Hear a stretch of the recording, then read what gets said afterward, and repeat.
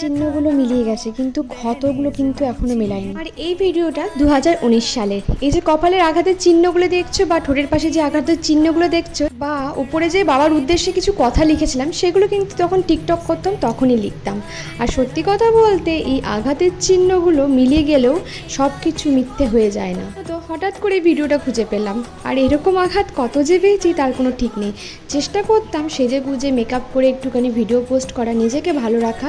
তখন যেহেতু আমি টিকটক করতে খুবই ভালোবাসতাম। আর এই আঘাতের চিহ্নটা কিছুই না, এরকম অনেক আঘাত আমার গায়ে লেগেছে, অথচ মেকআপের দ্বারা সেটা ঢেকেও গেছে। জানো তো, মেয়েদের উপর চার দেওয়ালের মাঝখানে অত্যাচার হয় তো অনেক মেয়ের কাছে প্রমাণও থাকে না, তেমন আমার কাছেও ছিল না বা নেই বলতে পারো। তবে অনেক বছর পর এই ভিডিওটা আমার চোখে পড়লো, আর চোখে পড়ার পর নিজের অজান্তেই চোখ দিয়ে জল পড়ে গেল।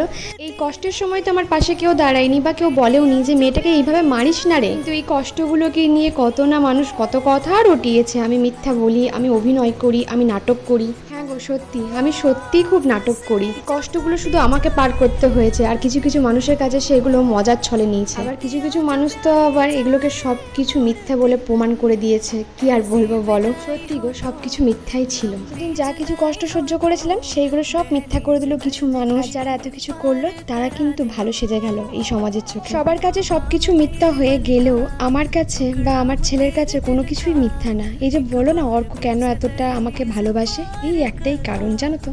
ছোটোর থেকে বড় হয়েছে আমার গায়ে আঘাত দেখে, আমার চোখে জল দেখে, আর আমাকে কষ্ট পেতে দেখে। তখন আমার এত সাহস ছিল না যে সোশ্যাল মিডিয়াতে এসে বলবো যে আমার সাথে এগুলো হয়।